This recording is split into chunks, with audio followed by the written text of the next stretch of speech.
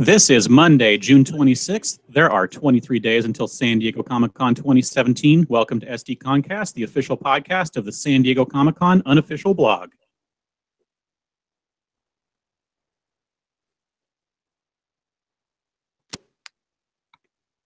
VANUHTWE go. Oh my god, I love LiveJournal, and my LiveJournal loves me. Current is hyperactive, current music, Refuse 73. I love her color scheme, it's pink and purple. Good evening. I am your host, James Riley. Joining me on the podcast tonight, as always, Carrie Dixon. Hey guys, thanks for joining us. Also joining us tonight, outside Comic-Con herself, Kim Twombly. Hi, everyone. And our special guest tonight is Germain Lussier of io9.com. Hello. Glad to be back. Excited for this edition of the podcast. And we're excited to have you back. We love this so much because you always come on and bring us a whole lot of news. I think this year I might be able to top myself from other previous years. I think I have definitive answers for everybody, or oh my god, like 80%. Not every movie, but wow. Studios. I think I have a good amount. Well, I mean, you know more than we do, so you tell us. Like, where do you want to start? Hold on a second. Wait 1 second here. So we'll take questions at the end for Germain, if anyone has any. So hold off until, or tweet us at the questions at SD_comic_con, or use the hashtag SDConCast. We will keep an eye on the chat for the YouTube Live, so you can put your questions there, basically copy them onto a document and try and get them at the very end. So if you have one, just ask them, and let's get right into it. We'll do all the news and exclusive stuff after. All right, cool. We'll save all that. This is the big stuff.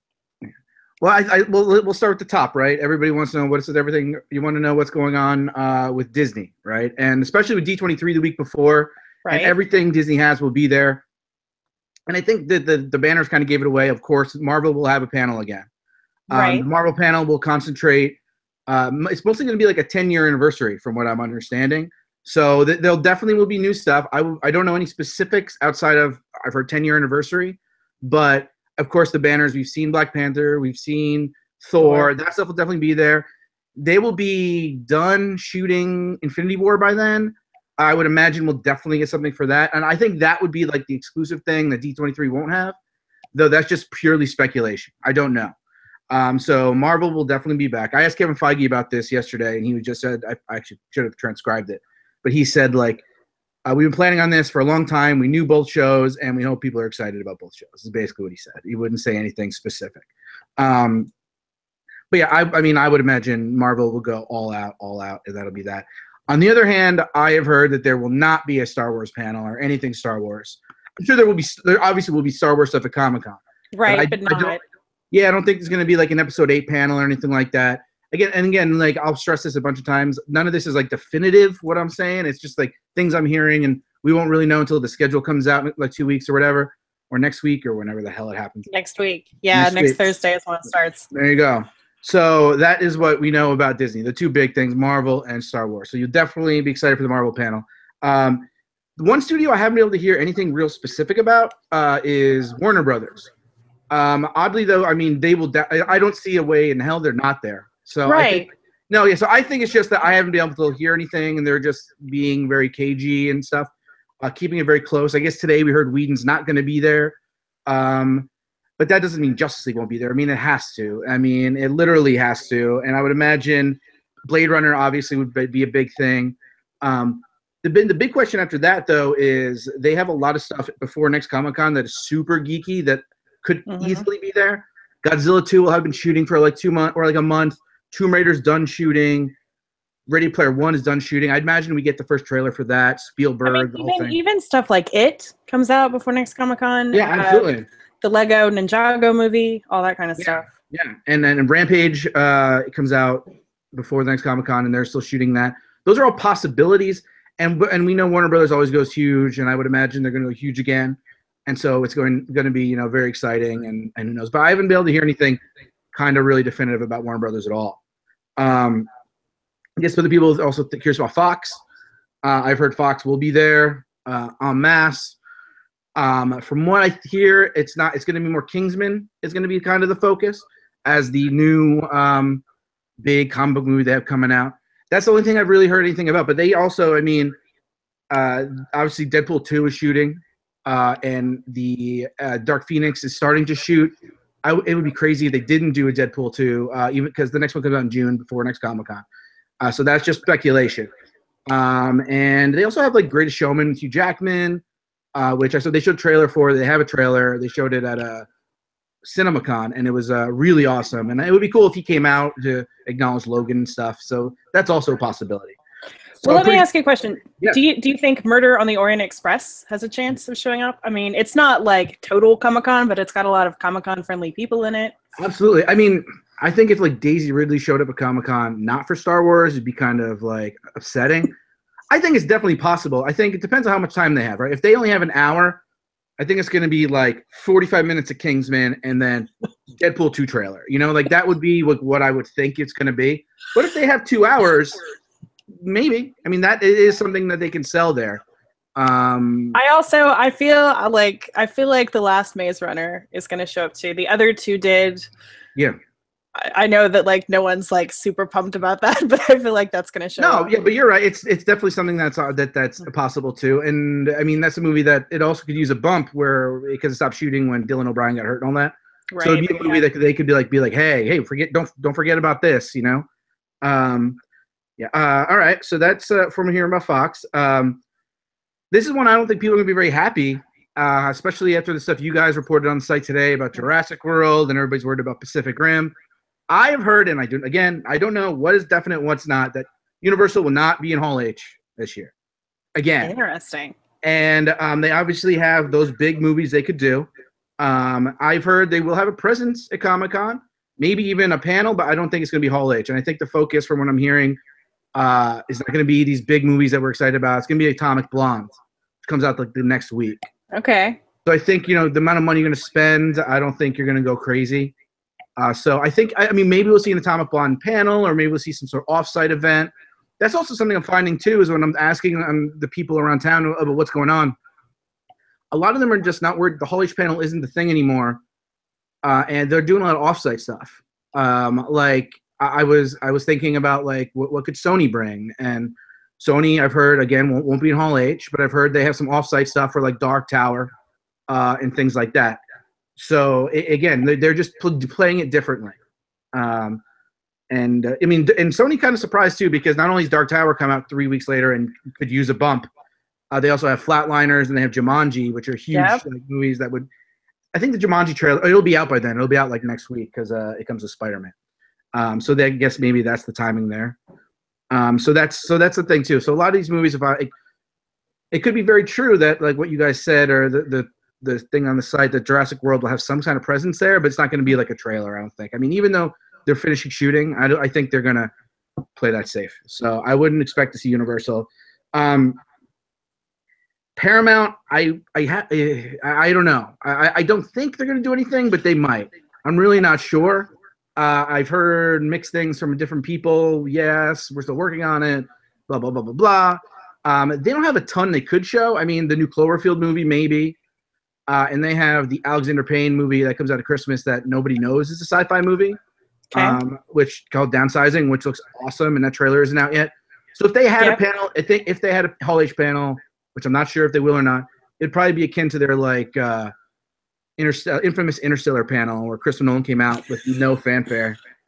Well, it's because they didn't announce anything. Like it was just like, we're going to start the panel and now we're going to tell you what's happening. Yes, it was so weird.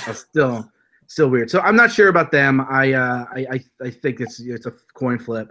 And then after that, I mean, I've heard I think Lionsgate will have a presence, as they always do. They always have that huge booth inside with all the posters and stuff. But I don't think they're going to have a panel. See, this one is so weird to me because Lionsgate like is even in bed with Comic-Con, with that Comic-Con HQ streaming thing. Yeah. Well, maybe they do something. Yeah. They brought the Power Rangers cast last year, didn't do a panel. Yeah, I think that's probably what will happen this year, is something like that. Like I said, they're not going to not be at Comic-Con, but I don't think they're going to do the panel. I think they spent all their money on those Hunger Games movies, and then like that was it. They're like, no more money. It's too expensive. And then also the other thing I was curious about, I looked into, was the new studio on the block, which is STX. And I didn't really even look to see what other movies they have coming out. They have Valerian comes out like that, or I think it's the same weekend. Anyway, they're not going to have anything. So they might have a presence, but there's no big panel. All right. Interesting. So with the no Sony panels, that basically means we're not going to get any upcoming Spider-Man universe or anything like that as far as panels go, right? I do not think so. I don't think so. Yeah, I think that stuff's a little too early. I mean, and even like they've been doing press for Homecoming this week, and they're very, very cagey about it, and very, very. They don't want to talk much about it. I don't think anything's really set really for those movies yet. I mean, Amy Pascal, who's the producer of it, is like, we're treating Venom like Iron Man 1.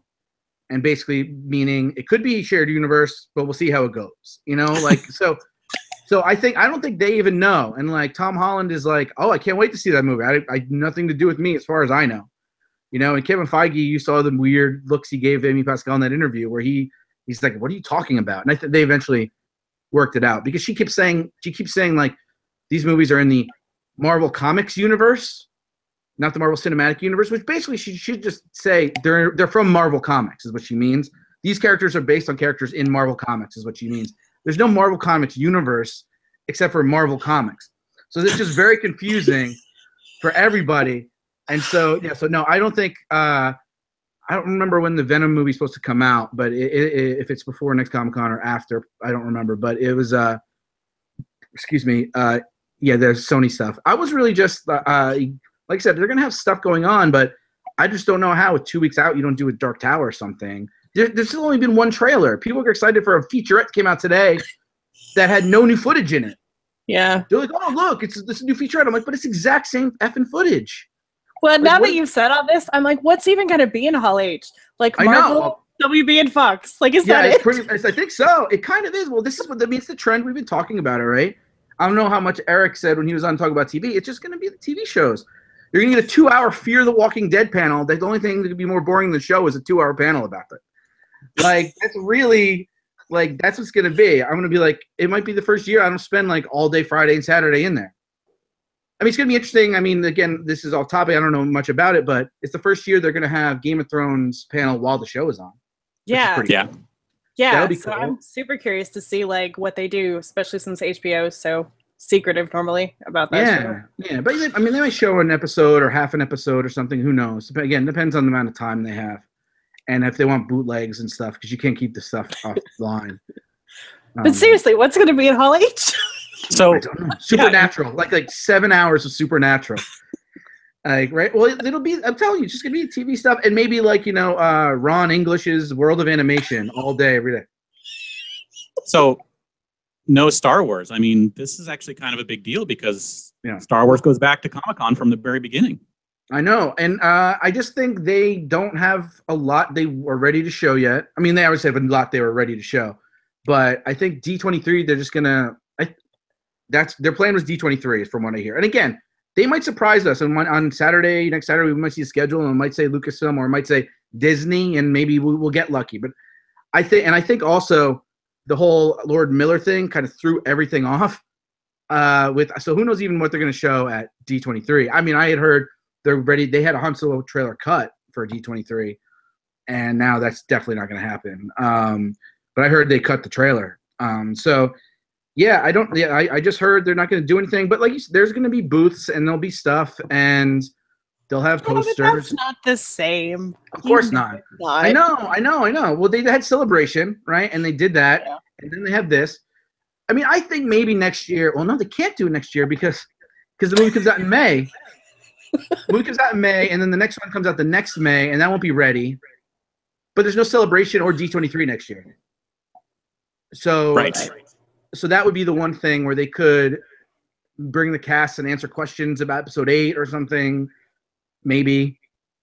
And the thing too, I mean, it's just so expensive to do these panels now too. And like, I think like 5 years ago, we saw the tipping point where is like, Warner Brothers spends like millions of dollars on their panels every year and people only think about the big screens and stuff, and that's cool, but they don't think about paying for everyone to fly in first class, their people, their security, their makeup, their publicists, their hotel rooms, their transportation for like 12 movies and the whole cast and the directors. It's crazy. the amount of money they spend on these things. And I think eventually they're like, oh, we can put like, you know, a bunch of posters on a table and then that'll be like the same thing. Not the same thing. Not the same thing. Not the same thing. No, you don't get like headlines on every website and, you know, in USA Today and Entertainment Weekly with posters on a website. But you might get it with like, I know they're doing like, they do like, you know, like big events. Like I know something like Vikings is doing something like some sort of spectacle thing. I don't remember when or where, but they're doing something. It's just a video opportunity to see people like blow up a ship or something, which is cool. Yeah. But that'll get like headlines, and then maybe that's the way they do it now. It's just they don't have to worry about the press. They don't have to worry about anything. Get our headlines and get the hell out. Do you think if we're not having panels and we're moving more to offsite stuff, do you think we'll get any like movie premieres this year? Because those have still been happening on some level. Yeah, I haven't heard. Con. That's one thing about people asking me a lot on Twitter about, and I really don't know, and I really haven't heard anything. I mean, if anything, like it would have been The Dark Tower. That's like the next big movie, right? That would have been it. Kingsman is done, so who knows? Maybe, you know, Universal has done screenings in the past. I mean, I don't want to get people's hopes up by just speculating wildly. Last Jedi will definitely screen. You heard it here first. Exactly, right? Yeah, I don't know. They always, I think they'll definitely, I mean, there's always screenings, right? There's always premieres of stuff at like the theaters but they're not usually, I mean, if there's going to be any like big event things in the stadium or anything like that, I haven't heard anything. Interesting. So right. with Fox basically concentrating on Kingsman, that means we're basically, like you said, maybe getting a Deadpool trailer, but essentially we're not getting any of the X-Men universe films for the most part. I think they could do X-Men stuff. Like I said, all I heard was people like whisper Kingsman, and then, but that doesn't mean that they don't have surprises. And Fox has actually very quietly been doing really well with the geek stuff. You know what I mean? Like with Logan and with Apes coming out, and they released like the Deadpool 2 crazy scene with Logan. That was like a really cool thing. I think I would not be surprised if they have a couple tricks up their sleeve. And I would be surprised. Like, I just like the cast of X-Men is together in Canada prepping the movie right now. There's no reason why Fox wouldn't pay for them to come down and pop out and Simon Kinberg show a photo of Jean Grey as Dark Phoenix or something. You know, you never know. Sophie Turner will be there anyway, probably. So I think we'll get some X-Men stuff. And I would, like I said, I would be stunned if there wasn't a Deadpool 2 something. But I didn't hear anything about it. It just makes like logical sense. But then again, it made logical sense that some of these other studios would be there too. And like again, I'm going to reiterate, I don't know for sure, but from what I've heard, a lot of them are foregoing. All right. So you mentioned that you haven't heard anything about WB. Yeah. But Eric Z wants to know about an updated DC Warner Brothers slate. Is that something that you would think they may reveal at Comic-Con, or do you think they'll hold it for when they have a better idea of what's going on after Justice League? Yeah, the second one. I mean, everything is so far planned away. I mean, you might get an announcement that like whatever the next one is after Aquaman. You might even get Aquaman footage. I wouldn't be surprised. I don't think James Wan and the cast will fly back from Australia. But I wouldn't be surprised if he cuts together a little sizzle to go with whatever. So I don't think you're getting any major news there, but it's true. I mean, there are like 15 movies they've announced that they're in development with their DC stuff, and they have like 4 of them have release dates. I just don't think. Yeah, I think they're gonna wait to see what happens with Justice League before they figure out what's going on. And I feel like if there were any significant updates on director hires or casting or things moving forward, that would break in the trades before it would break at Comic-Con. So, yeah, I wouldn't expect to see like a news dump, you know, a la Marvel, a la Warner Brothers conference call. But I think we'll definitely. I mean, I think DC is going to have a huge role there for sure. So also, this isn't really about Comic-Con, but with the Joss News not being there, but he's out there in London shooting the reshoots on Justice League. Right. What do you think of the fact that it looks like Joss is basically being positioned as one of the architects going forward of the DC universe? It's really interesting. I mean, because he's had a history with it, right? He wrote that Wonder Woman script a long time ago. Right.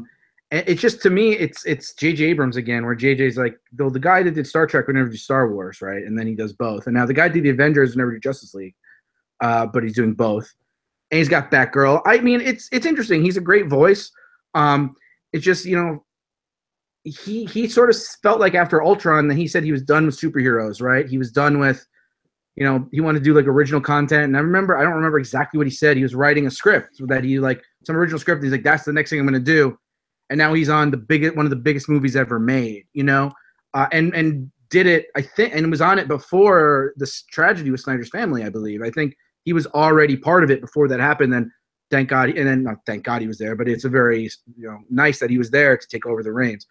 So I think it's interesting, but it's still very curious to me. And I can't wait for somebody to talk to him about it because, like I said, after Ultron, I mean, people who talked to him, I don't think I interviewed him for Ultron, but people who did said he was like dead, you know? Yeah, he was done. Done with like movies. Like he was just completely drained and completely just sucked like the will to live out of him. He was a scene from the end of Last Crusade. And but now he's back. And who knows? It could be they threw him a huge paycheck, or it could be he really wanted to make Batman movies instead of Iron Man movies. So I don't know, but it's definitely interesting, and I'm excited. I'm very curious to see like what unfolds from that in the coming months. Yeah. So one of the movie screenings that we had heard about, but it looks like it's not happening, is Valerian, because they're doing a screening, their premiere on Monday of Comic-Con in LA. So do you think they're going to do anything at Comic-Con for that, considering it's opening that week? I don't think so. I mean, it'll be in the theaters, the normal theaters in what's it called, in San Diego. Yes. And I mean, if somebody had seen the movie but was still under embargo, they might be able to say something. But I'm not, or that person would be able to say anything because they're under embargo. But so yeah, I would say it's probably. I would say it's probably a good idea that the movie's done and ready to screen. But I don't think they're going to do anything. I mean, again, it's also now it's a small studio, STX, and this is their biggest gamble ever. And I don't know if throwing more money at it is the answer. You know, yeah. So I don't expect to see really anything there.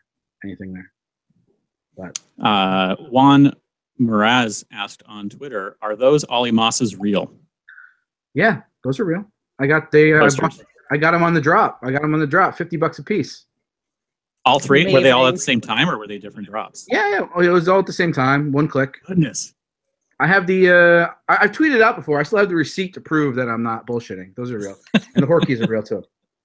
Yeah, those are the real deal. Let me see if I have any questions too. But keep them coming. Yeah, a few people had commented about all some posters you have behind you, so I want to. Oh, thank you. Yeah, I have tours of my apartment on YouTube. They're old now, and I'm due for a new one. But I have a lot of posters. That's the wall I was expecting to see. Yeah, well, it's in the hallway, so it's harder to get that going there. But there you go. All right. Yeah, I mean, so I'm looking. I mean, I think this. I'm just hoping this is like a more chill Comic-Con. That would be really nice. To not. It feels that way. Like not even just on the movie side. Like everything this year just seems like less. And they're I sending. kinda like it. I know. And sending the badges out early is kind of like an ease of the mind too. So you just show up and go. You don't have to worry about getting. I mean, it's not like a big deal getting your badge, but it's just the subtle It can be a change. giant ordeal. Yes, you do. Yes. And to actually get the badge is obviously a giant ordeal for some people. But it's like, yeah, I don't know. I mean, I don't know. Maybe is it? Are we moving past our prime here? I don't know. I mean, we'll find out in a couple of weeks. But I just don't know. I mean, we'll see. Are people going to line up like overnight for Marvel again? Or of course they will. Yeah, I know. Yes, like I can answer that question. I know. Right. Show up this year. I mean, if they do the Pontificating like typical, an idiot. if they do the usual, which is Warner Brothers to start the day and Yeah, it's a Marvel full to day. end the day. It's basically, you know, It's they're the going to line up wristbands. overnight. Yes, Yeah, but James, that's going to be the only two panels at Hall H. Right. There's going to be 8 hours of Fear the Walking Dead in the middle of it. So get your popcorn ready for that fun show. 2 days Supernatural panel. Oh yeah, you know it. But 30-minute Doctor Who in the middle. So that'll be fun too. Yeah. So with this lack of movies seemingly in Hall H and the increased off-site, do you think that is going to be? I mean, because it seems like it's the new trend. Do you think they're just going to keep working to see what which one is the best bang for their buck, because I can't believe offsites are going to be that cheap either.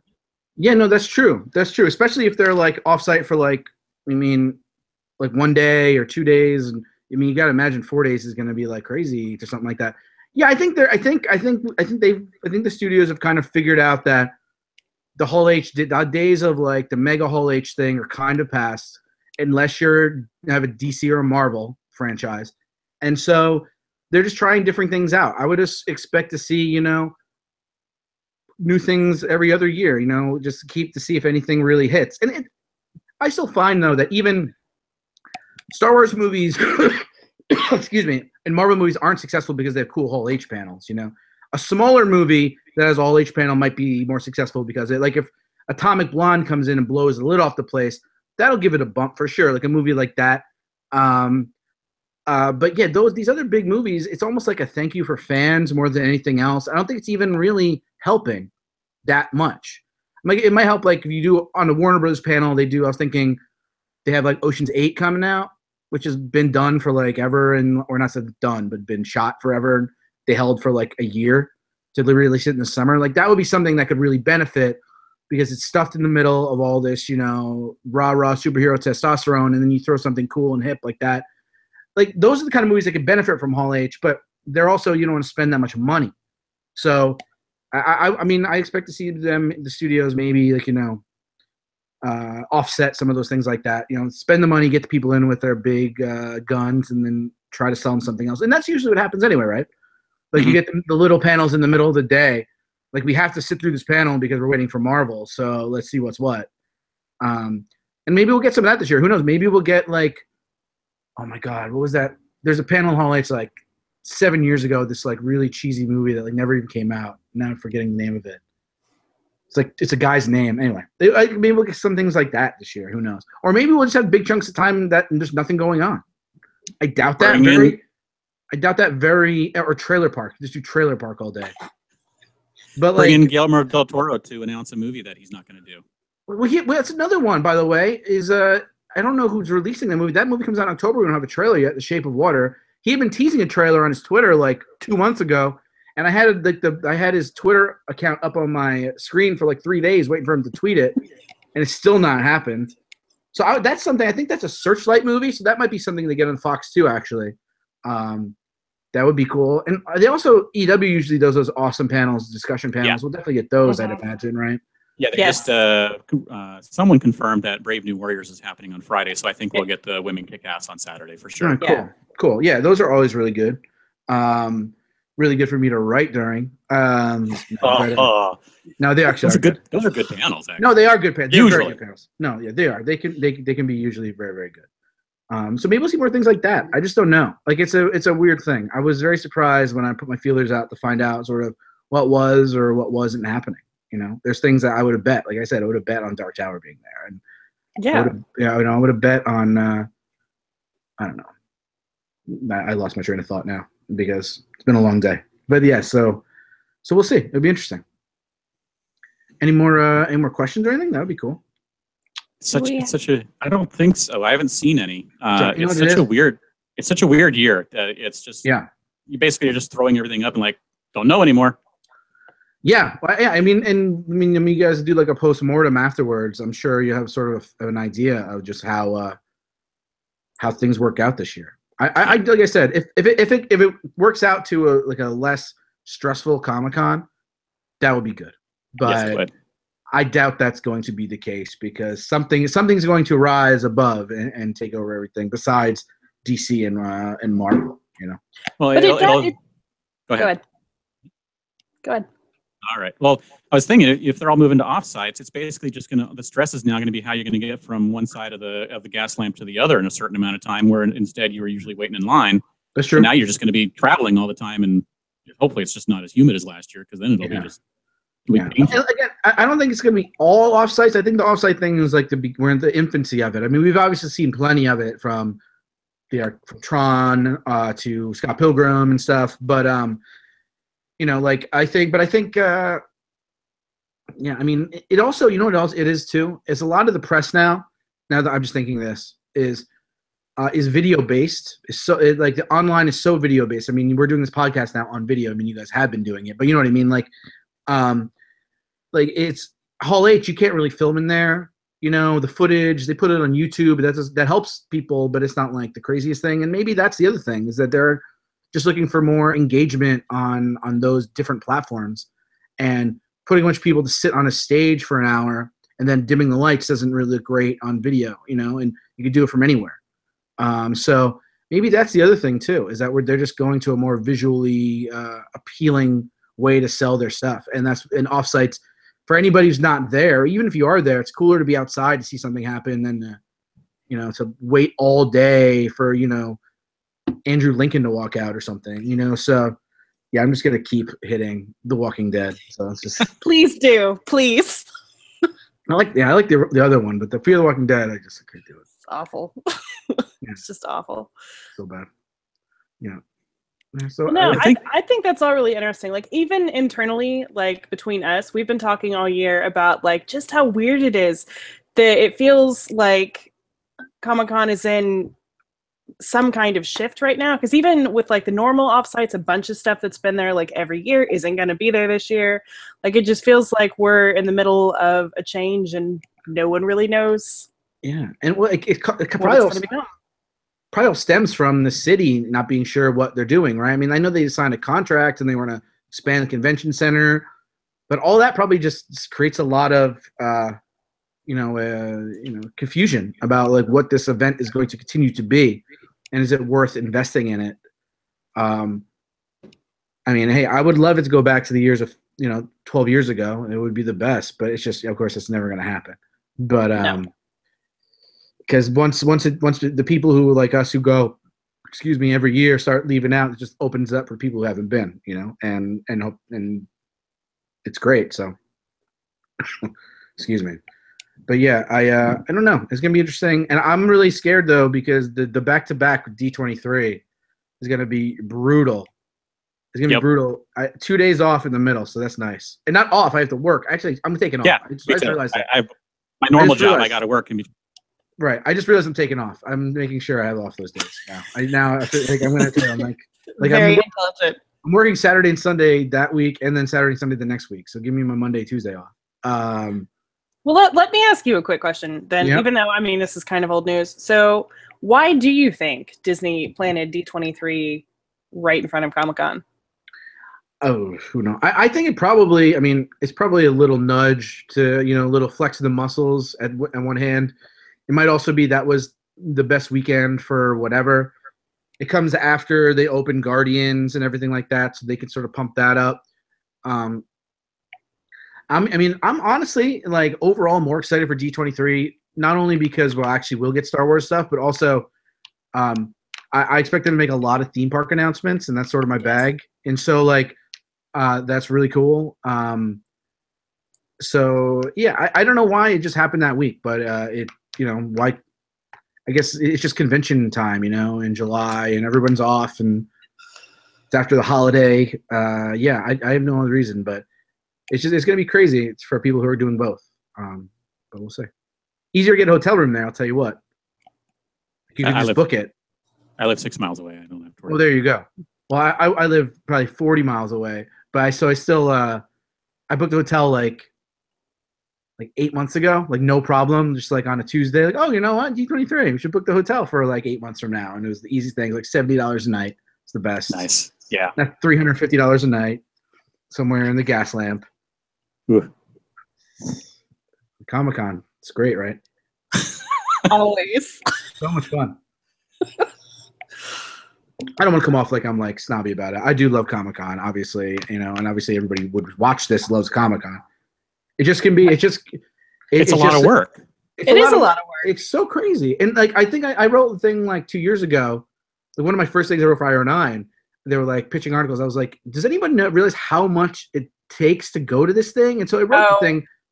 I mean, it's basically just I just took your website and made it into like one page where it's like, well, this is how you get, a hotel. You got a hotel, great. You got to get a badge, great. Oh, you got to get a parking, great. And like, it's like, and it's all a lottery. Yeah, it's all lottery now, and like it changes every year, and it's never easy, and the website doesn't work, or and it's like you do all this, and then when you get there, you get in line, you buy tickets for next year. Like, No I mean, more. They stopped doing that after. I know a they long did. time ago. It was crazy. It was Thank crazy. God.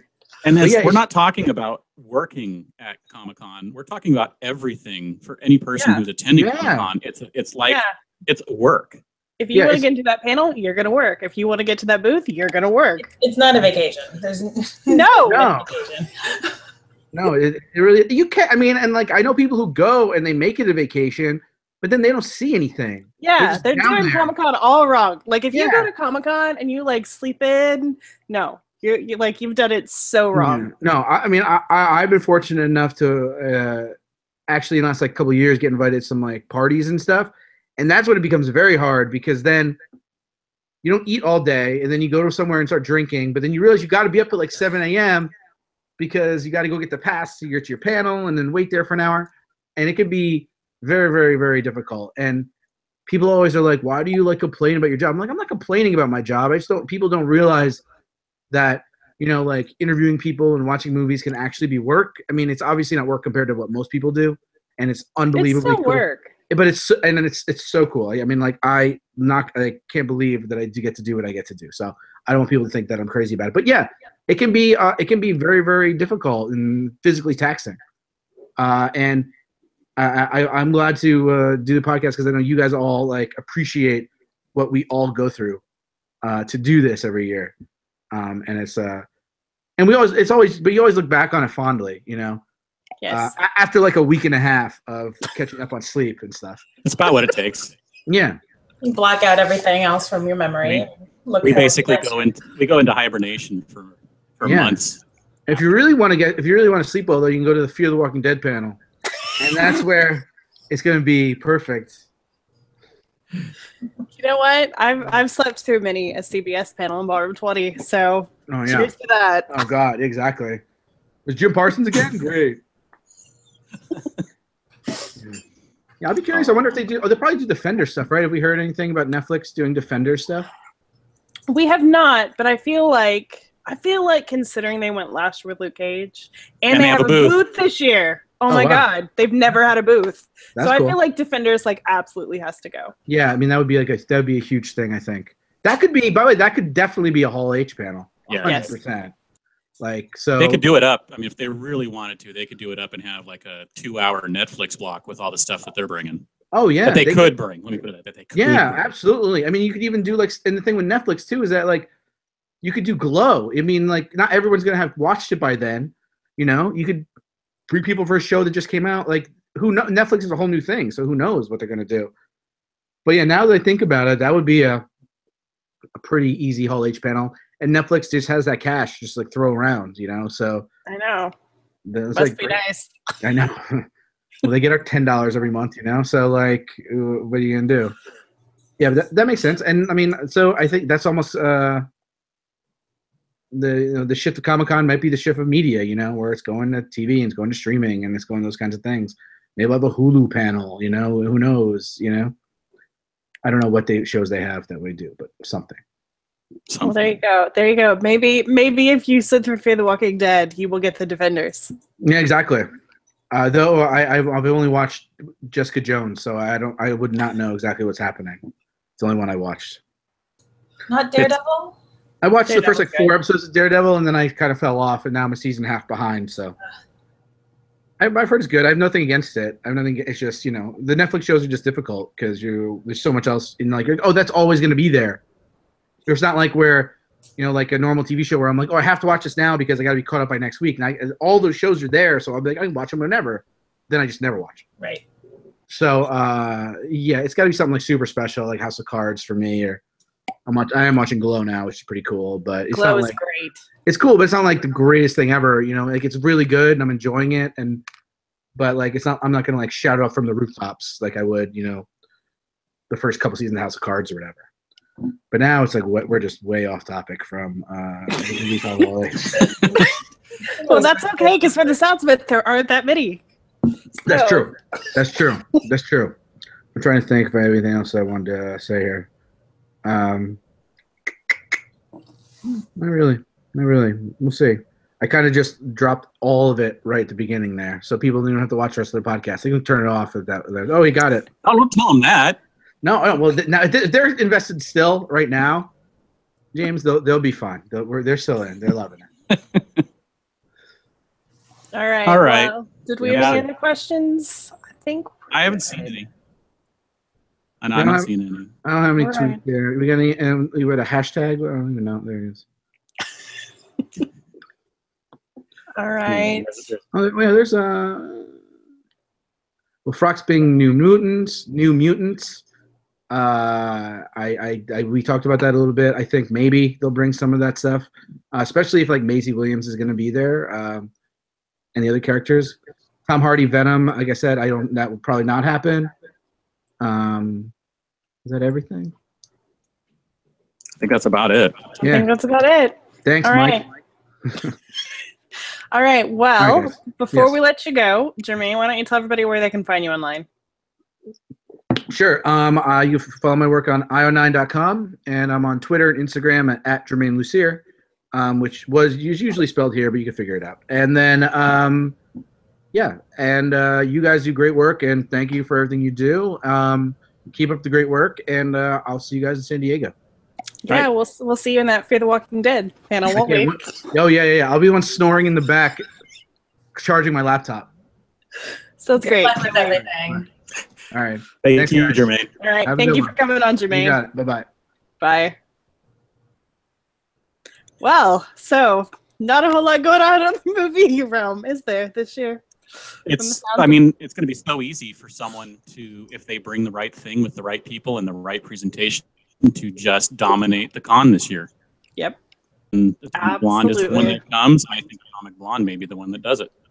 I think so too. I mean, obviously, Marvel's going to be awesome. If they're doing a 10th anniversary thing, and that's the rumor, they're not going to come light. They're going to come strong.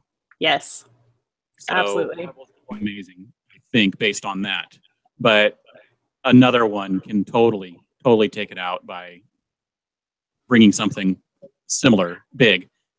I'm not, We'll I mean, see. a lot of what he said, I'm not super shocked about. Like, I didn't think there was any way Paramount would come. I was kind of hesitant on Lionsgate. But Universal, like, especially because, what's his name? Who's, I don't know, the writer or something on Pacific Rim? He kept hinting like they'd be Steven there. Knight, Yes. the Stephen director. Knight. Thank you. Ah, that one hurts. So, I mean, it felt like they were going to be doing those. So, but we'll see. I mean, it could be that just people are Yeah. actually keeping their mouths shut this year. that's entirely possible. But it has been many years since Universal like really brought a panel. The last time Universal proper had a panel was in 2013, because I looked this up this morning, which was Kick-Ass 2 and Riddick. Long ago. Wow, that was a while ago. I know. And then in 2014, Focus, which is an offshoot of them, they brought Box Trolls. So to me, that doesn't count. Right. I remember that one. That was the one panel that day that was like, Well, it was like an hour of nothing but Box Trolls. yeah. And it was the most PR panel of PR panels, because they were asking all of did you get along with the other cast members, and what did how did you get the role, and how did you prepare? And it was like all the one basic 1, 2, 3 questions that you ask everybody. So that was I mean, the people were great. I mean, but the panel itself was just like, that could have been half an hour. Yes. I just stretch it out to an hour. Show us something. Bring something else. You got to be working on Kubo at that point. You get, tease. Wow. I don't know. Whatever. All right. Whatever. Well, of all of that, I sincerely hope that Universal is the one who shows up. Though again, Sony has stuff, and it sounds like Sony will be there in some form, just probably not in Hall H. So we'll see. We'll see what in the world happens here in a week and a couple days. Although, even when we get the schedule, you know what it's going to say, because I do. TBD. Or TBA, one of those two. Yes. Something. TBD or TBA. Can't wait. Or I think the best one was I think Lucasfilm actually had a full sentence that said like Lucasfilm brings on their upcoming slate or something like that. It's like, okay, thanks. That tells you so much. Ugh. I mean, honestly, Lucasfilm wasn't producing very many things at that point. I mean, it was basically No. Star Wars, so we kind of all knew. No. But still. I know we started this trend, and I want to say 2014, and I just don't understand it. Again, the year that Paramount was like, we're going to show up at the con and not tell you anything we're bringing until the actual panel starts.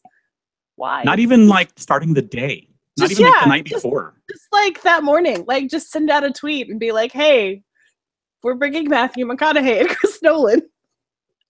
Nope. Nothing. All right. Cool. Well, that was a lot of fun. Do we want to talk about other news now? We do. And someone mentioned in the chat that it seems like I need to wire in and not use wireless. And yes, you are correct. I forgot to plug in the wire. Normally I'm wireless. So I forgot. I apologize. I will talk in very slightly higher bit rate now. Okay, so first off is the Nickelodeon booth was announced, I think, was it today? It was today. Mm-hmm.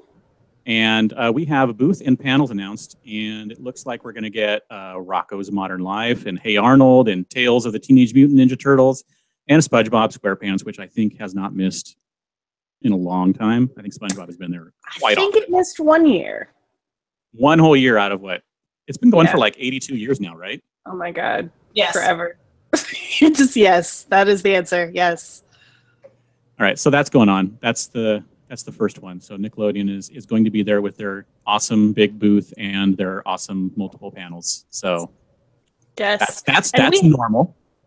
That is normal, and we had a ton of panel news today. So I guess if it sounds like Universal's not coming, there's no real point in talking about Jurassic Park. But Chronicle Collectibles, which is one of the merchandise license partners, so they get a look at like the script and the film and the artwork design and all of that like a whole lot earlier than us normal people, because they have to, design the toys and all that kind of stuff. Their co-founder said in a Facebook video that he believed the first trailer was going to come out during Comic-Con. But if Germain's sources are correct, that's not going to happen. So we'll find out about that one. But we did have a ton of panel news today. So not only did we have Nickelodeon, but like we talked about a little bit earlier, Entertainment Weekly's Brave New Warriors is coming back. And that's going to have Richard Rankin from Outlander. So he's more than likely going to be on the Outlander panel. We had other panels announced. I don't think we had talked about Legion by the time last week's podcast was on, had we? No. Okay, so FX is going to be bringing Legion, The Strain, and Archer. So excited for Legion. We think that's going to be on Thursday. So if Thursday Ballroom 20 is Legion and Psych, that's entirely where you will find me on Thursday. We had other panels like Mr. Mercedes is going to be there with some cast, which is an AT&T show from David E. Kelley and Stephen King. We Resident Evil Vendetta, which is the animated film in the franchise, that's going to be there. So is the animated new Starship Troopers. Lifetime's Watcher in the Woods is going to come with Melissa Joan Hart. Ghost Wars with Vincent D'Onofrio, that's going to be there. The Guild's 10th anniversary. The Tick, I could go on and on. But we had a ton of panels, and we have now 90 panels on our announced panel list as of today. So go check that out on our site. And Carrie, I got my sight glasses out especially for you. I still have mine in the other room. That's funny. So in exciting news, the banners are up in downtown. And I think we have pictures on your screen if you're watching. It's Thor Ragnarok and Black Panther from Marvel. In past years they've done haven't they done kind of one in downtown and one further out? But I think in more recent years they're just staggered. So these two are both, it's just each, I think it's back and front. Oh, that's interesting. I didn't know that. Yeah, I didn't. Yeah, it's so I'm pretty sure it's back and front, or either it's alternating poles, but I kind of remember it being back and front. And so pretty, and it's such a nice sign that Comic-Con is coming. And our poll was half right. That's correct. Our poll was 100% right half the time. Or as I said, it's not our poll that was wrong, it's the voters. So that's funny. We also today we launched, in addition to our annual announced compiled panel post, Lisa, who's on our site, does this amazing announced autograph and signing schedule post, which for anyone who's ever asked about an autograph schedule, you probably know there's not really a compiled one out there. Like Comic-Con International posts about the ones that are up in their autograph area, and then a couple of ones that are ticketed. But for the most part, 90% of the autograph signings, there's no one place to find it all because there's a million booths and they all do their own thing. Well, Lisa compiles as much of that information as she possibly can. And it's amazing. And she includes not only who's going to be there and when, but also how it's going to work if she can figure it out. So it's one of the absolute best resources on our site. And I have nothing to do with it. So I'm not even I just think it's amazing that she does it. So I'm glad that's back. Over on the off-site side of things, obviously Conan tickets went up on Friday and are still up, and if they could close them soon, that would be great. But it doesn't sound like that's what's going to happen. I asked today and was told that it will be closing late this week, so I'm not entirely certain why we've gone from 14 hours of it being open last year to an entire week of it being open this year. But I feel like you can basically expect every human being on the planet to have requested tickets by the time it closes. Am I wrong? You are not wrong. I mean, this basically gives everybody time to see the news and go apply. So last year it was 14 hours, and now it's 14 days. It's like a week. Yeah. Which is funny because we originally heard that they'd be picking this week. So now it's just open this week. And they may close it on Thursday and email winners on Friday, or they may close it Friday morning and email winners Friday afternoon. I don't know. When I asked them for an exact date, they were like, we don't know. We've just heard late this week. So we shall see. The Conan Funkos got announced, including, which I believe we have some photos of. Yeah, so they announced the 4 Conan Funkos, which we saw last week on the trolley first. Yes.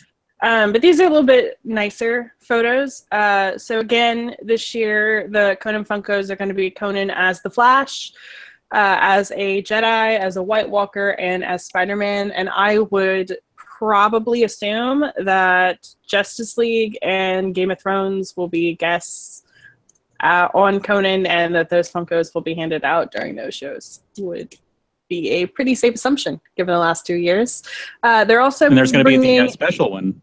Yes, there's a 5th really cool Conan Funko. It's the Mono Conan, because obviously he's monochrome, and he will be given out through social activations and sponsor and partner programs. Whatever that means. It's a PR technical term. I know. I'm like, could you be more vague?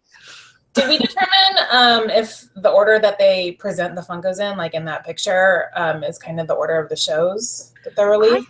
I don't think so. Okay. Some people have said, yes, it means something, but I'm like, I don't think it does. I kind of remember that it was from last year, but I'm not 100% sure. I'm not either. So what day you're going, which one you're going to get, or it's a surprise, which is also nice. So the other Funko question we had is when will they start sending confirmations when they finally do close? And the answer is they send emails rather quickly after it closed, within a few hours, right? Yeah. So last year it closed at around, I want to say 6:30 a.m. Pacific time, and then they started sending emails out by like 11 a.m. So it really wasn't long at all. So it's entirely possible, again, that they could close it this upcoming Friday morning and have emails out by Friday afternoon. But again, by that point, everyone and their mother will have entered, and your odds go considerably All of San Diego. down. All of San Diego. Yes, And- because again, I would like to reemphasize this, as I've said 800,000 times on our Twitter. In the previous 2 years, although they've emailed out that code, it has meant literally nothing. There's a possibility it could this year. That could all change. But the code has meant absolutely nothing the last 2 years. So, Right. So they were actually on the chat. They were asking a question about Sunday. I think Charles Harson asked about Sundays seem to be missing. And what happens is they film Sundays on Friday. yes. So the whatever they announce for Friday is the one that they will actually air on Sunday, because Conan doesn't actually air on Fridays, as far as I can remember. Correct. And I believe that that's been Game of Thrones the last 2 years, I want to say, which Yeah. makes sense because that's the day of their panel. So Right. that's more than likely what will be on Friday. There you go. So also in the offsites, we actually had an announcement just a few hours ago that Amazon will be bringing not one, but 2 offsites for the Tick. The first one is going to be at somewhere across the street from the convention center, which I think Carrie mentioned that the Amazon will have a presence in the promenade. Yeah, And so yeah. it's most likely going to be set up there. And they're going to be calling it the House of Bezos. And it's basically just going to be replicas of locations in the Tick, like the warehouse and a few other specific locations. And a scavenger hunt. And a scavenger hunt. Yeah. They will also be having an Amazon Prime member lounge, which will be decorated with a 3D billboard of a 20-foot Tick head, an animatronic version, which I guess you can go in and actually control what the face is doing. We don't know the exact details on that, but basically it's going to be something that you can actually do interactively. And you can also watch the pilot, which will be screening in that lounge. Awesome. So we also had Get Wrecked from TBS. The TBS is bringing a pop-up island for their show Wrecked, and kind of got a little bit more information about it because it was up in Orange County a couple weeks ago. So we realized this is a floating island. This is going to be, they say, behind the Marriott Marina Hotel. So it'll be in the Marriott Marina. And there's pictures on our site of what it looked like, if you want to be spoiled, of what it looked like in their Orange County docking. But it's fun. It looks like they'll have kind of activities, mini golf, skee ball, a boar you can ride. Because who doesn't want to go ride a mechanical bull, right? I do. And I don't know, it looks kind of fun. It's nice that, bringing people kind of behind that, to the bay to see our beautiful bay. It's kind of neat. So good job, TBS. That looks like fun. They originally had an Eventbrite RSVP, but that got kind of taken up quickly, and then they eventually said it'll just be first come, first serve. Okay, then. Oops, hold on. Also, a couple of questions. Actually, one question about the Tick offsite, which is the Prime Lounge, is how do we get in? We don't know. Is it Prime members only? I doubt it. I doubt it too, and I think I know that like Hulu had a lounge kind of thing last year over at the South Park thing, or at least like a place you could go and sit and watch South Park episodes, and that wasn't like Hulu members only. So I would assume that it's probably just going to be like you either line up or you just wander in and they'll have somewhere to sit and they'll be playing stuff. Unless it's something that is, I'm going to say like exclusive, or where they're going to be giving you something, something good, more than just like a poster. I'm going to assume that most of the stuff for offsites is going to be either badge only or no badge, but not any other kind of membership. It's usually the things that are more limited in nature, where they limit it to, like the D23 thing last week that was announced. That was for gold members only because it's very limited. So I would expect this to be basically open to the public or badge holders only, but yes, most likely open to the public.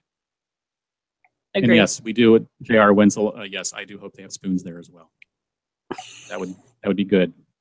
And maybe some frozen yogurt to eat with those spoons because it's going to be hot.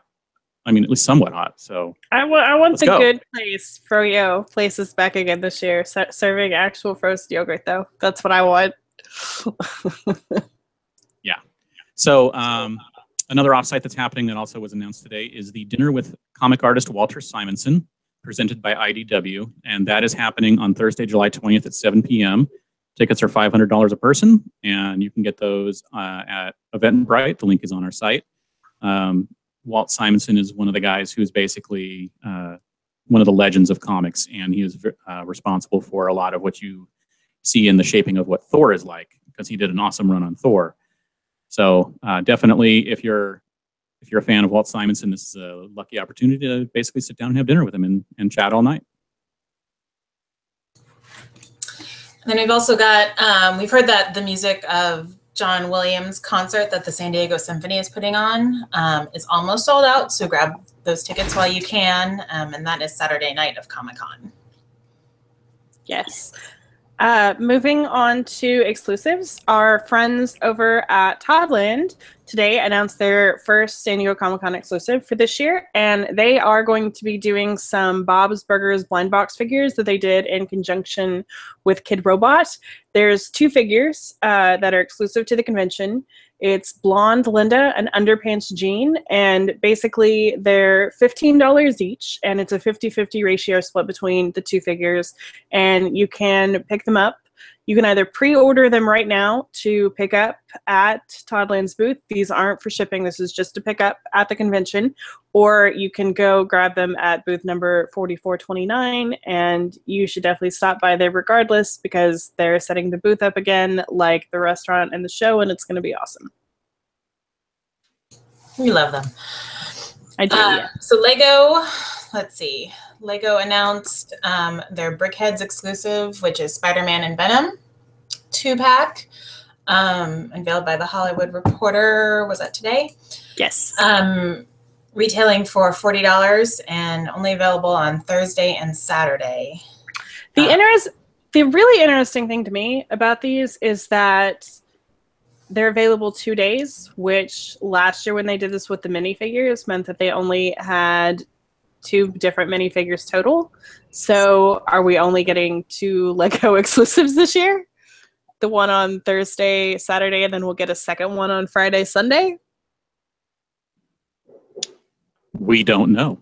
We don't know, but I think that's definitely interesting. I mean, if it's the change that happened last year, I mean, I would assume that they would just do the same thing this year unless something happens to where they would want to bring extras. Well, they had more exclusives, but for the minifigures, they only brought 2 different designs. And so this year it looks like they're also scaling down on their exclusives. Do you see what I'm saying? Yes. Sorry. No, I you're do. fine. So we'll see what happens. Well, does that make it harder or easier to get? Now you have, I mean, if they're not increasing any production, then you have even fewer things for people to grab. So it might make it even worse. I don't know. All right. We also have from the exclusives Entertainment Earth, and the first one of theirs is the Batman and Wonder Woman Tiki Totem set of 2. That's $17.99, and you can order those for pickup or shipping. And the other one is the Spider-Man wooden push puppet for $8.99. And those are basically just continuing on because they've had other Tiki Totems and push puppets before. So they just are changing their characters and sending a bunch of stuff out. Basically, Entertainment Earth has a massive amount of exclusives at Comic-Con every year. Yes, they do. And then this week, we have just one Funko Wave to talk about because there was no Funko Wave announced today. I know. And people keep asking us, like, why there wasn't, like, I'm not Funko. I don't know. we don't know. But they did say that they would be releasing multiple waves. And so last week's, let me finish this thought. But they would say they would be releasing multiple waves, and they didn't have an exact number, but when they were on wave 6 or 5 or 6, they said that 5. they were not even half done yet. Yeah. So After they we're finish expecting wave at least 5. 2 more. Yes. So we're expecting at least 2 more. So the last wave that came out was on Friday, and that was the miscellaneous wave, which was basically where they just throw everything in. And that includes things like the Lorax and some Masters of the Universe and She-Ra and Power Rangers and all that kind of stuff. So. Yes. We also today got some Star Wars exclusives announced, and some of these we'd already seen before, like a lot of the Hallmark stuff and Gentle Giant's bus that came out last week. But there was some new stuff in there too, and some of it from some booths that you maybe wouldn't normally think would have exclusives. So like BioWorld, which I personally have never heard of, they have actually some really cool looking Star Wars wallets and really nice looking bags. Del Rey Books is going to have a pretty cool book. Hallmark, like I said, most of that had already been announced, but there is actually a really cool R2-D2 and C-3PO pen set that's going to be $12. And they also revealed some free buttons that are going to be given away at the convention. Her Universe is going to have some stuff. There is a watch if you happen to have $2,500 that you feel like dropping on a watch. What? For real? There's a Petco dog toy that's pretty cool. Though I'm always hoping that Petco brings back more of those like Yoda ear things for the dogs and stuff like that. That was super cute the year they did that. And yeah, there's just a whole bunch of really cool Star Wars stuff. It's going to be spread out all over the convention, but it all looks pretty cool. So. And Sideshow started pre-sales of their Batman Dark Knight Returns bust, and on their website it still looks like it's available for pre-order for pickup at the convention. It's a limited edition of 500, and it's $300, and it weighs a ton, so they aren't shipping it. What does it weigh? 24 pounds. What? That's heavy. That's very heavy. And the pictures for that are on our site. I also just want to point out real quick that Stephen Tang in the chat said $2,500 can buy you a lot of chicken nuggets. Seriously. Give that boy his nugs. Nugs. That's right. No one needs to watch that badly. Yeah, so Gentle Giant announced another exclusive today. It basically doesn't sound like a lot of stuff was announced today because there was a lot of stuff announced today. Yes. And it is the 6.5-inch I Hate Fairyland Gertrude statue, based on an original sketch by Scotty Young. It's a limited edition statue that will be $120 if you're a Premier Guild member, or you can purchase it on site during the con. Also, it looks like Scotty Young will be available at the Gentle Giant booth for signings each day, so you can actually get some stuff signed. And that also is definitely an interesting statue. Not something I would expect to be a typical exclusive. It's not really. I agree, but I don't know the property that it's based on either. Yeah, I don't know. Just something cool. Just not our realm. For Monogram, after we had the $2,500 exclusive, let's have, quite frankly, the cheapest and most affordable exclusive so far. In a second. First, last week, they announced the Disney's Kingdom Hearts Keyblade set, which features 4 different keys. It features Fenrir and Circle of Life swords, Keyblade, and a Wait the Dawn sword. I know nothing about Kingdom Hearts, but they do these every year, so I'm assuming they're popular. I mean, they look pretty cool. But today they announced a super adorable Beauty and the Beast, Beast and Belle magnet set that is only $10. Again, this is quite frankly the most affordable Comic-Con exclusive so far. There's only 500 of these. They're super cute, and I may actually try to pick this up for myself.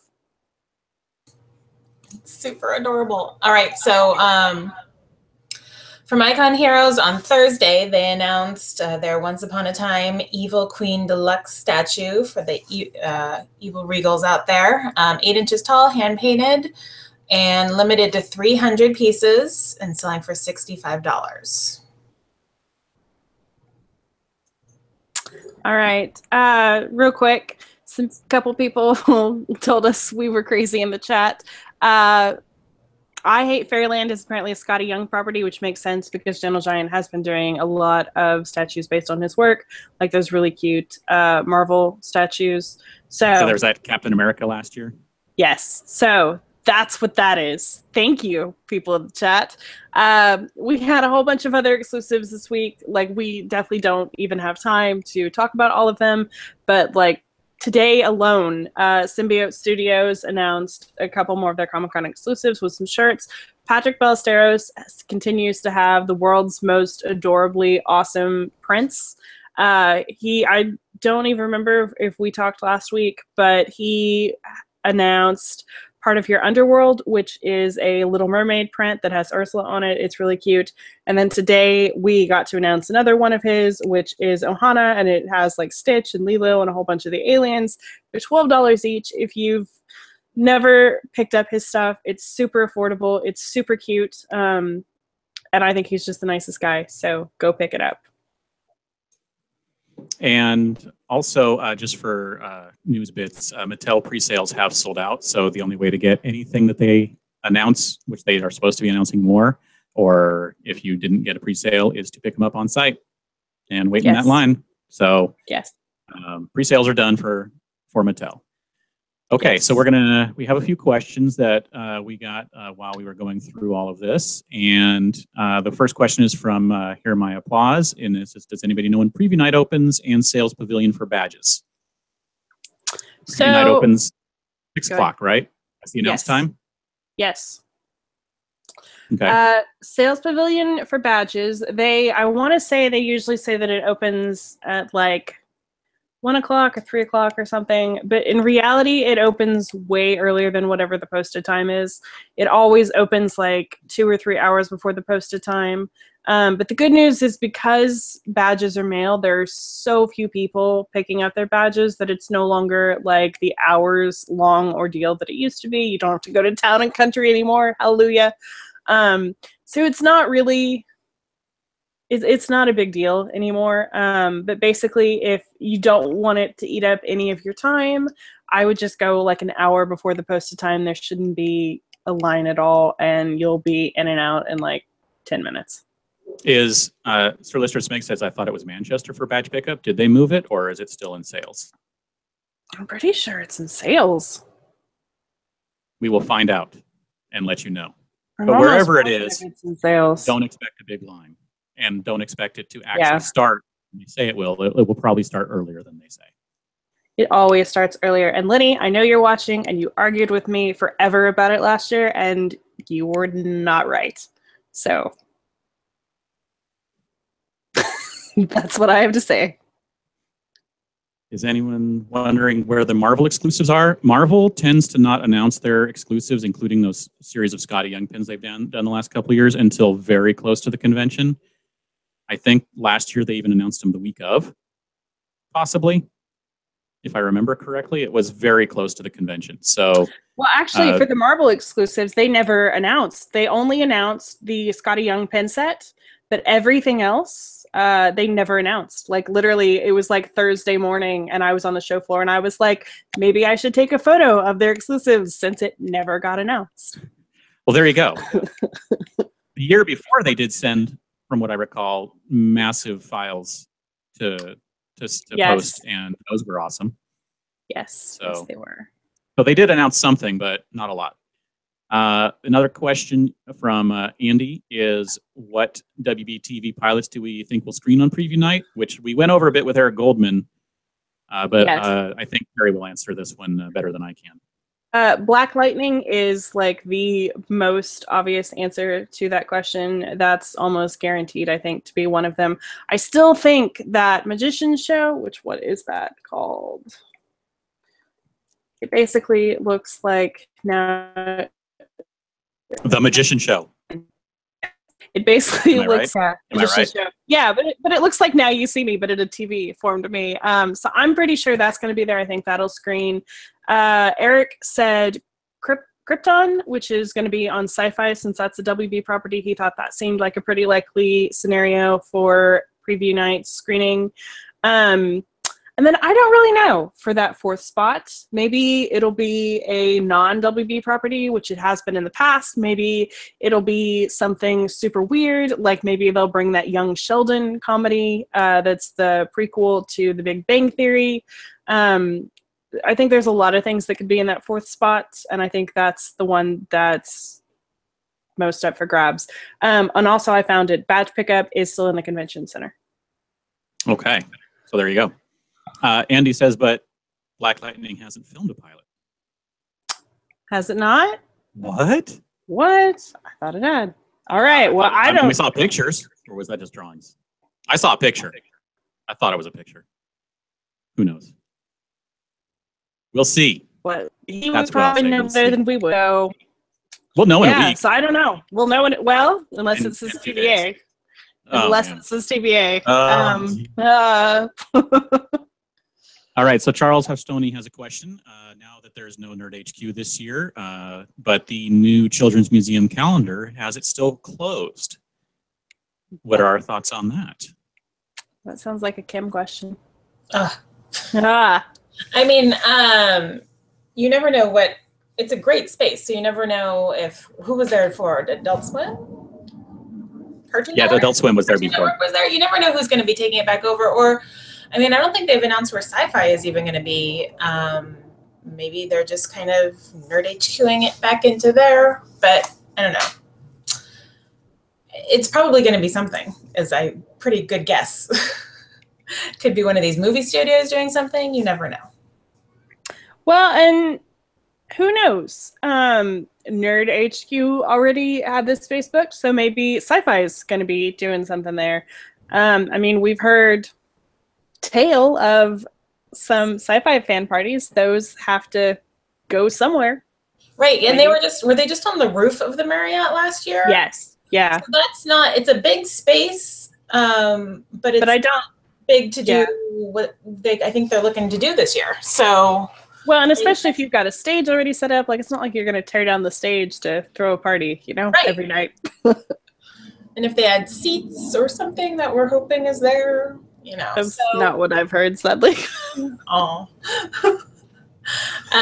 So something should be there. Exciting. I like that. hope. It'll be surprise. Yeah.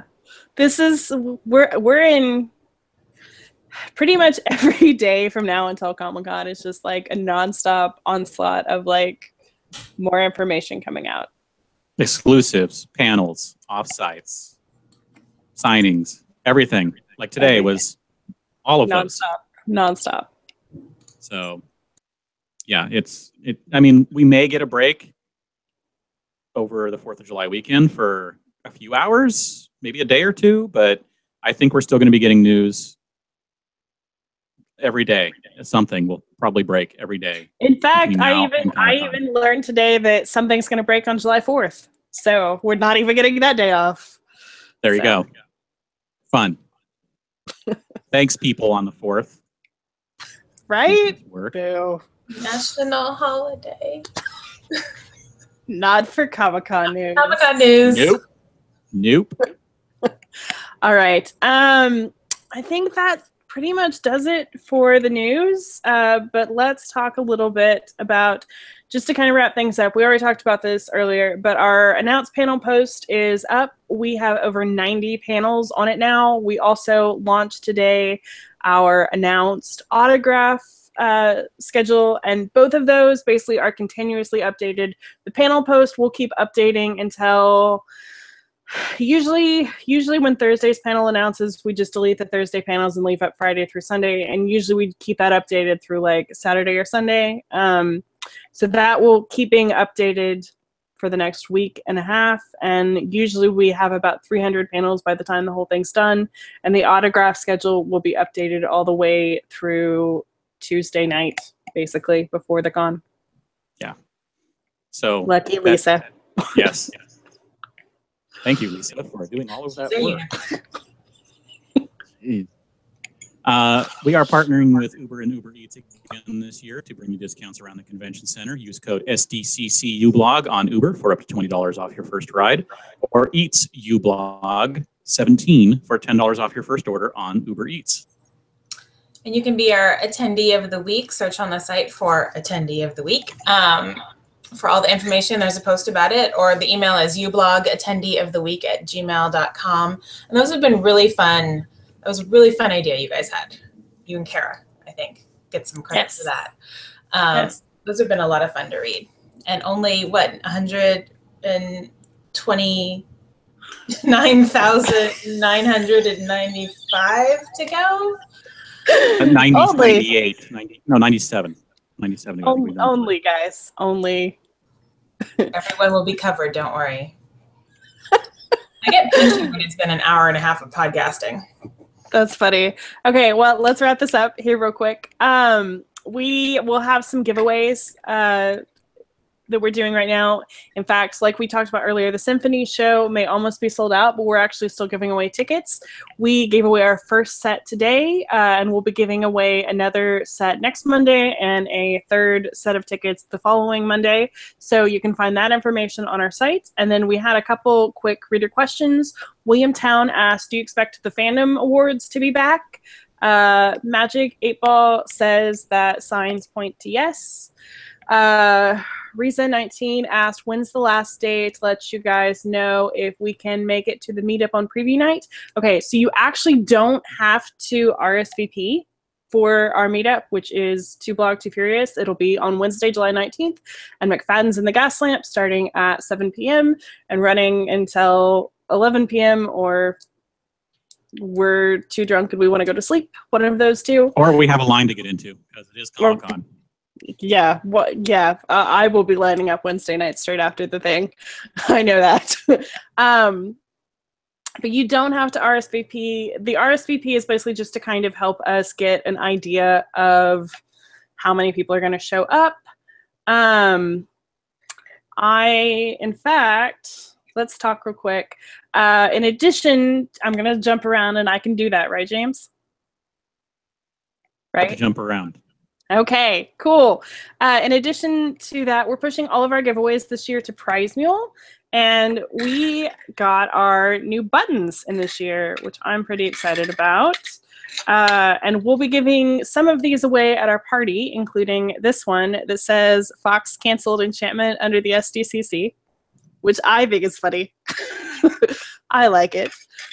And then we'll have some other buttons that we'll be giving away all week during Comic-Con. Like this one says, I survived Hotel Apocalypse and all I got was this button, which is about how most of us feel. The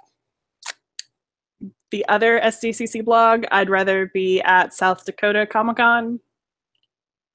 And that's right. The real, true SDCC. Yes. And my personal favorite button, what's this line for? And then, do I want to show the last one, James?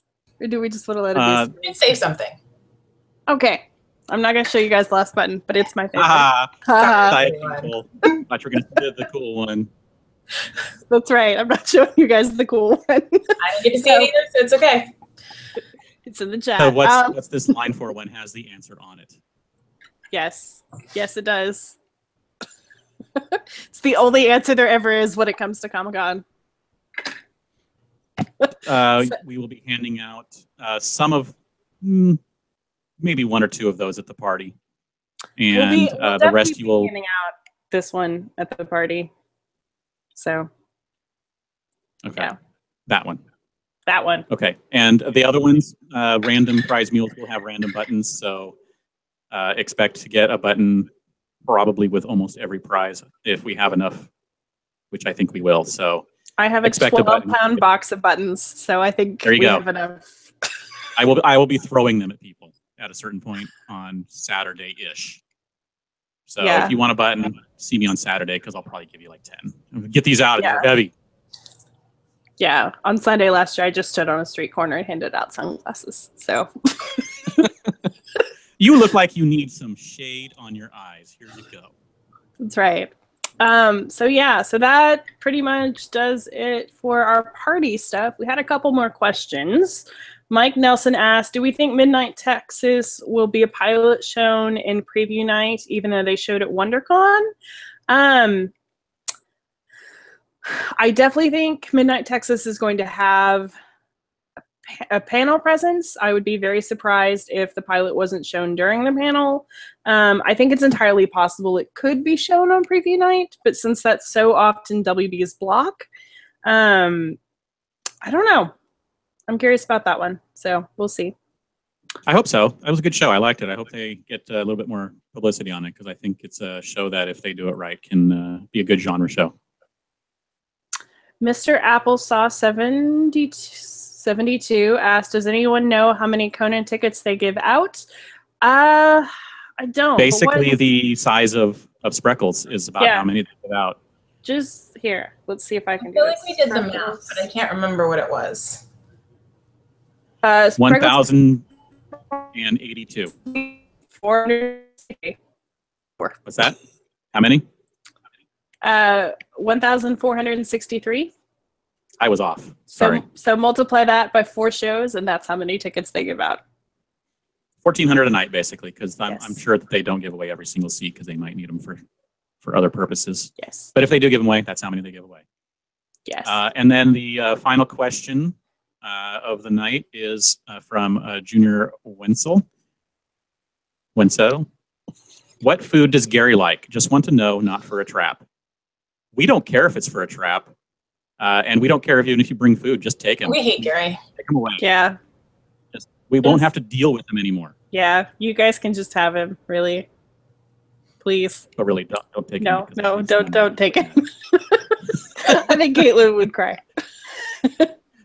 Probably. Okay, so that's it for tonight. But that's a lot of news. Yes. Real quick, somebody asked, I know Carnival is confirmed, but is there any info on it this year? Not really. We're still all basically waiting for that. I mean, I'm pretty much assuming that Nerdist is going to be the one to announce it whenever they feel like it. I would, however, mention that I suspect some of the guild's 10th year anniversary stuff will be over there.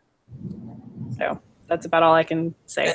And they just got done with that ID 10T Fest Yes. yesterday. So I don't know if it was at least Chris Hardwick. I'm not sure if the Nerdist folks were all involved as well, but They were a sponsor at least. yeah, so they need a little break before they get the news back out about their next grand adventure. That's right.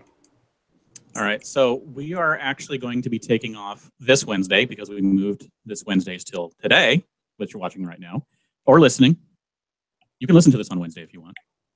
And then next week, we're taking Wednesday off because, 1, it's a holiday weekend, and 2, the schedule will be coming out the very next day. So we will be doing our annual Breaking Down the Schedule podcasts, the first half on Friday, July 7th at our normal time of 6:30, and that will be discussing the Wednesday through Friday schedule. And then we will be going again on Sunday, July 9th, discussing the Saturday and Sunday schedule. And that one will be at a special time of 3 p.m. Western, 6 p.m. Eastern.